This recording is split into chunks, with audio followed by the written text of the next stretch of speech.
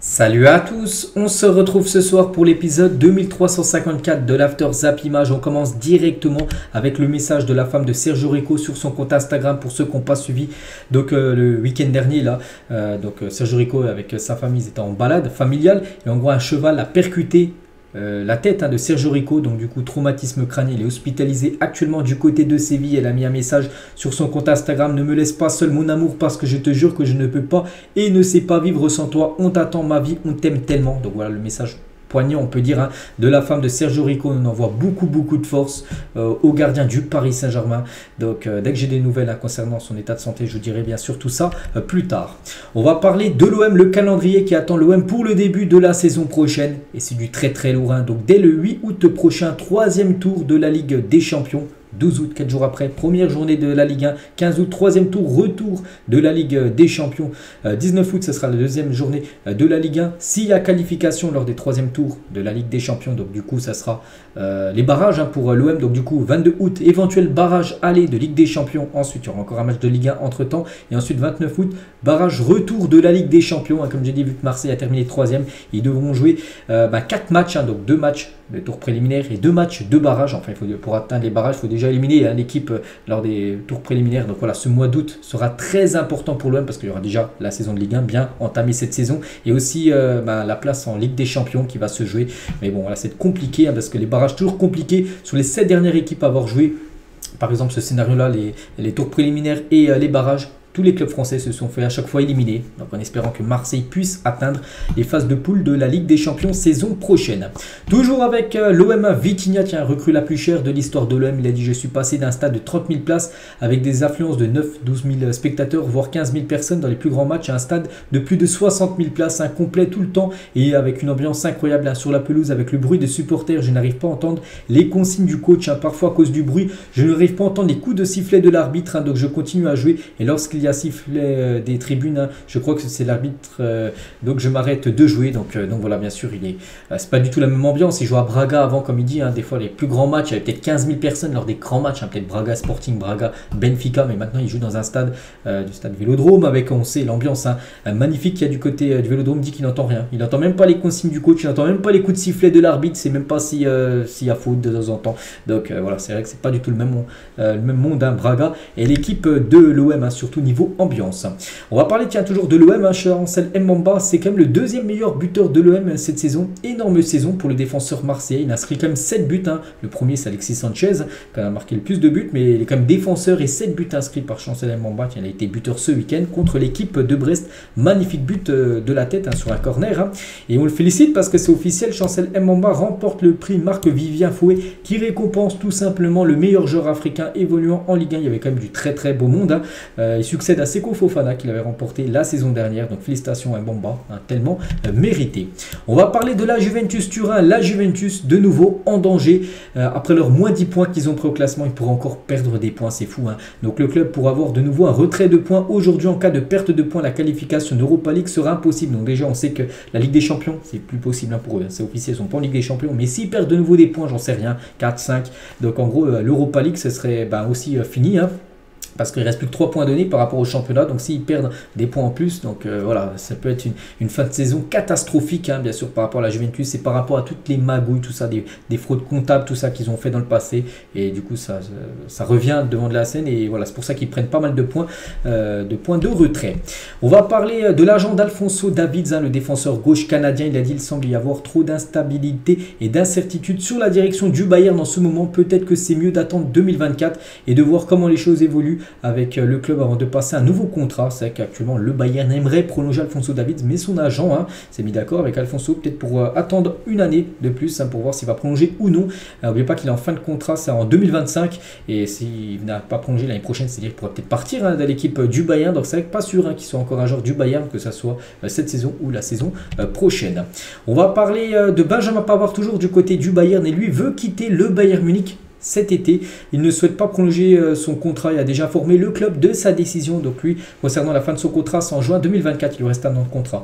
Pavard, s'il ne veut pas prolonger, donc du coup le Bayern devra le vendre. Sinon, il quittera le club gratuitement l'été prochain. Et ça, bien sûr, le Bayern ne veut pas. Ils veulent récupérer de l'argent. Et du coup, il aimerait quitter l'équipe du Bayern. Bon, après, il y a pas mal d'équipes intéressées.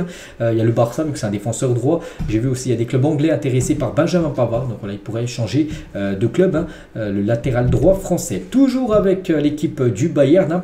Manchester City est disposé à vendre Cancelo cet été. Le Bayern n'activera pas son option d'achat de 70 millions d'euros parce qu'il a été prêté par City au Bayern Munich avec une option d'achat de 70 millions d'euros. Pour le Bayern, bien sûr, c'est pas possible. Ils ne vont pas l'acheter 70 millions d'euros. Donc du coup, vu que cette option d'achat n'est pas levée, il retourne du côté de City. Et du coup, Cancelo devrait de nouveau soit être vendu ou prêté. Donc il y a pas mal d'équipes, dont le Barça qui sont intéressés, aussi Arsenal intéressé par Cancelo. Toujours du côté de Munich, pas mal d'infos. Thomas Tuchel, donc le coach, et Declan Rice se sont entretenus au téléphone il y a quelques jours. Le joueur serait heureux de travailler avec lui au Bayern Munich. Le club bavarois va intensifier ses efforts pour tenter de le signer car Arsenal pourrait boucler rapidement l'affaire parce qu'il y a Arsenal qui est sur le joueur, mais aussi le Bayern. Donc il joue milieu de terrain. Après, West Ham a fixé un prix de 130 millions d'euros. Bon, je ne sais pas s'il va être vendu aussi cher, mais voilà, une chose qui est sûre, c'est qu'il quittera cette équipe de West Ham. Il a enfin un bon de sortie parce que ça fait 2 ans à chaque fois qu'il a quitté le club. À chaque fois, il est bloqué par West Ham. Cette fois-ci, West Ham a dit on te vendra au meilleur prix. Donc voilà, Bayern à Arsenal. C'est 2 options pour le futur de Declan Rice. Toujours avec les infos mercato, des clubs jouant la Champions League. La saison prochaine s'intéresse au jeune Fabio Carvalho, un jeune joueur de 20 ans, un joueur de Liverpool. Pas dans les plans de club, il a très peu joué cette saison. C'est un ancien joueur de Fulham qui avait rejoint Liverpool en début de saison. Là, en août dernier, il a très peu joué et du coup, il devrait déjà partir. Donc, Liverpool est réticent quant à son départ définitif et pourrait insérer un potentiel transfert, une clause de rachat. Donc, voilà, concernant la situation de ce jeune Fabio Carvalho. Le Paris Saint-Germain sera intéressé par le milieu de terrain des Gunners, Martin Odegaard. Bon, après, ça sera très compliqué parce qu'Arsenal ne souhaite pas le lâcher. C'est un joueur essentiel à l'effectif de Mikel Arteta pour la saison prochaine en Ligue des Champions. Après, bien sûr, le PSG a le droit d'être intéressé par le joueur. Mais comme j'ai dit, ça sera très compliqué pour le PSG de s'offrir le milieu norvégien. Le présent et le futur, regardez, c'est vrai que ces joueurs maintenant qui sont plus des pépites, c'est des joueurs confirmés. Ligue 1, meilleur joueur de la saison, Mbappé, Erling Haaland, meilleur joueur de la saison du côté de la Première Ligue, et Bellingham, meilleur joueur de la saison du côté de la Bundesliga. C'est tout simplement le futur du football. C'est trop là, c'est le présent et le futur. Officiel, Malcolm est de retour en sélection avec le Brésil. J'ai montré je crois que c'était à midi, le groupe brésilien, mais j'ai oublié de vous dire quand même que Malcolm était de retour. Donc cette saison, ses stats sont très bonnes. 33 matchs, 26 buts et 9 passes D du côté du Zénith. N'oubliez pas que le joueur aimerait revenir en Europe parce qu'il joue du côté du Zénith en Russie. Et vous savez que la Russie, avec ce qui se passe en Ukraine, ne sont plus qualifiés en UEFA. C'est-à-dire qu'ils ne peuvent plus jouer les compétitions UEFA, donc ni la Ligue des Champions, ni l'Europa League, ni l'Europa Conference League. C'est pour ça que maintenant ils vont jouer la Ligue des Champions plutôt asiatique, les clubs russes. Et lui, il aimerait rejouer la Ligue des Champions européenne. C'est pour ça qu'il aimerait un retour. Et il est aussi de retour, on peut dire, en sélection brésilienne. Félicitations à l'ancien Bordelais. Et en parlant de Bordeaux, son ancien club, donc Bordeaux jouera vendredi soir un match ultra important. Parmi ces 3 clubs, 2 joueront en Ligue 1 la saison prochaine. Donc réponse vendredi soir aux alentours des 23 h à la fin des matchs. Donc Le Havre 72 points, Metz 69 et Bordeaux 69. Metz c'est une meilleure différence de but par rapport à Bordeaux. Donc voilà, c'est simple. Si les équipes gagneront, si Le Havre et Metz gagnent, les deux monteront en Ligue 1. Si Metz fait nul, Bordeaux gagne et Metz gagne, Le Havre gagne. Donc vous comprenez en gros. Donc voilà, tout se jouera vendredi soir pour savoir qui montera en Ligue 1, mais aussi qui sera champion, bien sûr, du côté de la Ligue 2. Après avoir remporté le titre de champion d'Espagne, Xavi devrait prolonger son contrat avec le Barça. Il devrait signer pour 2 saisons supplémentaires, juin 2026. Donc là, il a déjà dit une interview, que j'ai parlé en plus dans un de mes épisodes d'aujourd'hui, du Barça. Il a dit que c'était fait à 90%, sa prolongation de 2 années de plus. Il est en fin de contrat en 2024. Il devrait aller jusqu'en 2026. Et toujours avec Xavi sur un éventuel retour de Messi au Barça. Nous aimons Messi, bien sûr, rien n'a changé. C'est le meilleur joueur de l'histoire du football et du Barça. Nous verrons ce qu'il veut faire, cela dépend de lui, mais nous pensons qu'il mérite un adieu, un hommage, nous verrons. Voilà, on verra. Enfin, du côté du Barça, le mot c'est on verra tout simplement. Voilà, ça sera quoi? C'est le futur de Messi, si c'est possible ou non. Et Messi devra annoncer dans les prochains jours le choix de sa prochaine destination. Comme je l'ai dit à midi, les gars, Messi, il est un peu pressé. Il veut savoir très rapidement, il veut savoir avant de partir en vacances où il jouera la saison prochaine. Il ne veut pas attendre jusqu'à la fin août pour savoir ça sera quoi son futur club. Et toujours avec Messi ainsi que Vini Junior sont les deux seuls joueurs du top 5 européen à avoir réussi plus de 100 dribbles réussis cette saison à ces deux-là. Félicitations Messi, félicitations Vini Junior. Et toujours avec Messi, avec son but inscrit contre Strasbourg samedi dernier, donc 496 buts inscrits dans les gros championnats en Europe. Ronaldo 495. Et après, regardez comment il est loin. C'est Greveux qui a 366. La domination totale de Messi et CR7. Ousmane Dembélé. Donc Dembélé qui est en fin de contrat l'année prochaine. Donc il a fait une petite interview sur Téléfoot. C'était avant-hier. Donc voit son avenir au Barça. Il souhaite rester du côté du Barça. Il a dit: je me sens bien ici à Barcelone. J'espère devenir un très grand joueur ici. Mon plus grand rêve, c'est de gagner une Ligue des Champions avec le Barça. C'est que la dernière a été remportée en 2015. Et il n'était pas encore là. Il est arrivé au club en 2017. Ousmane Dembélé, voilà, son plus grand rêve, c'est de remporter la LDC du côté du club Blaugrana. On va parler de Bruno Fernandes. Donc regardez cette saison, immense joueur, bien sûr, le joueur portugais. Regardez toutes ses notes, donc toutes les notes cumulées qu'il a eues à cette saison. Quand c'est en vert, c'est une grosse note. Quand c'est en bleu, c'est dire qu'il a été élu homme du match. Et souvent, il a été élu homme du match du côté de Manchester United. Officiel, voici les ballons de la Ligue 1 et de la Ligue 2 pour la saison prochaine. Donc le ballon un peu rouge-vert, ballon de Ligue 1, et le ballon bleu ciel, peu importe, là, ballon Ligue 2 pour la saison prochaine. Ça sera toujours des ballons sponsorisés, je crois, par Usport. Officiel, ça j'ai oublié de le dire aussi, c'était lors des cérémonies trophée UNFP.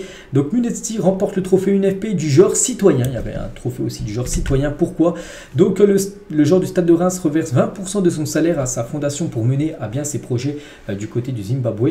Depuis quelques semaines, il a intégré une clause dans son contrat où Reims s'engage à reverser 100 € à sa fondation pour chaque kilomètre parcouru par le joueur sur le terrain. C'est pour ça qu'il a reçu ce trophée. Et on lui souhaite, enfin, c'est quand même un geste de grande classe, on peut dire, de sa part, déjà de verser quand même 20% de son salaire. Un homme, on va dire, avec le grand cœur. Le nouveau tatouage de Luciano Spalletti après le sacre du Napoli en Serie A. Donc ce coach que j'ai parlé à midi, c'est officiel, il quitte l'équipe de Naples. Il veut prendre une année sabbatique, une année tranquille, une année de vacances, Spalletti. Donc il a fait un tatouage avec Naples et avec en bas avec le chiffre 3 par rapport au troisième titre de Scudetto, on peut dire, de cette équipe de Naples. Et pour le remplacer, parce qu'il faut trouver un remplaçant vu qu'il quitte le club. Donc Luis Enrique est le favori pour succéder à la Spalletti en tant qu'entraîneur de Naples. Donc voilà, il est aussi ciblé par le PSG, mais aussi il est grand favori pour entraîner l'équipe de Naples. Du côté du Paris Saint-Germain, supporter parisien, qui voudriez-vous voir sur le banc la saison prochaine? Il y a Luis Enrique qu'on a parlé juste avant, qui est ciblé. Il y a Galtier qui est le coach actuel qui peut-être encore être coach du Paris Saint-Germain. Il y a Mourinho, un autre nom. Et la plupart mettent, dont moi, j'ai mis aussi José Mourinho. Vraiment à choisir entre les trois, voir un autre coach. Je partirai bien sûr sur Mourinho. Les transferts à Brighton depuis 2021. Donc des transferts très, on va dire très intelligents, on peut dire, avec des joueurs comme Cucurella, acheté 15 millions d'euros, revendu 63 millions d'euros. Enfin, c'est des livres, bon, c'est un peu pareil. Bref, donc je sais pas, tiens, Estupinan, acheté 15 millions de livres à Villarreal, revendu, bon, il n'a pas été revendu, mais bon, il est toujours joueur, et bien sûr, il a pris de la valeur. Caicedo, les gars, acheté 4,5 millions, alors que ce joueur, maintenant, il y a un prix vers 70 millions, qu'il pourrait être vendu. Donc, c'est vrai qu'ils ont fait d'énormes, ils ont acheté des joueurs très peu chers, ils les ont revendus très cher. Ils ont très bien géré, on va dire, niveau mercato. En plus, Brighton a joué la saison prochaine l'Europa League. Regardez cette photo avec Cancelo, une saison, 2 titres. Il a remporté la Bundesliga et la Première Ligue cette saison, vu que les deux clubs où il a joué cette saison ont remporté le championnat, alors qu'il y a des joueurs 34 saisons comme Giroud ou Marco Reus n'ont jamais remporté de championnat. Les frères Mbappé avec Achraf Hakimi. Donc Hakimi avait mis un petit message sur son compte Instagram par rapport à qui figurait dans l'équipe type de la saison de Ligue 1 au poste de défenseur droit. Donc Mbappé lui a mis meilleur défenseur au monde. Et Tan Mbappé, le petit frère de Kylian, un meilleur défenseur droit au monde. Donc voilà, les frères Mbappé avec Hakimi, bien sûr, il y a beaucoup d'amitié. La bonne nouvelle pour le Barça, peut-être, ils ne tomberont pas dans la poule du Bayern en Champions League la saison prochaine avec ce titre de Munich. C'est vrai que le Barça, lors des 2 dernières années, à chaque fois ils avaient le Bayern en phase de poule, à chaque fois ils échouaient, chaque fois ils perdaient contre le Bayern. Et là, vraiment, ils ne joueront pas contre eux en phase de poule. Pourquoi? Parce que vu que le Barça est dans le pot 1, ils ont gagné le championnat, et le Bayern aussi a gagné le championnat, donc dans le pot 1, ils ne peuvent pas se rencontrer. Ils peuvent se rencontrer en 8e, bien sûr, mais pas en phase de poule. Donc voilà, peut-être une bonne nouvelle pour le Barça, qui avait souvent le Bayern ces dernières années. Le trophée des champions 2023 pourrait se dérouler à Toulouse cet hiver. Voilà. Il devait se dérouler à Bangkok. Du coup, l'organisateur à Bangkok a refusé, voilà, je sais plus, il voulait plus payer, bref, donc c'est plus là-bas et du coup ça devrait se jouer plutôt l'hiver prochain parce que normalement ça doit se jouer toujours fin août ce match et voilà, ça pourrait se jouer à Toulouse. Le match ça sera à Toulouse contre le PSG, le vainqueur de la Ligue 1 contre le vainqueur de la Coupe de France. Le Barça recevra 60 millions d'euros pour son titre de champion d'Espagne, un jackpot pour le Barça, surtout que le club a besoin de rentrée d'argent et 60 millions d'euros, c'est bien sûr une belle rentrée d'argent. Djibril Cissé, époque à Géocère, maillot floqué PlayStation, un classique, ça ce maillot à l'époque avec Djibril Cissé, très grand attaquant à l'époque. Tiens, avec encore des très grands attaquants, Ronaldo R9 et Nesta, il a dit Messi meilleur joueur du monde, non pour moi c'est Ronaldo R9. Messi SR7, j'ai joué contre eux à 38 ans, j'étais à moitié cuit. Ronaldo, j'ai joué contre lui à 22 ans, je n'ai jamais vu un joueur comme ça, c'était le plus fort. Voilà ce que dit Nesta par rapport à l'attaquant le plus fort qu'il a affronté pour lui, c'est Ronaldo R9.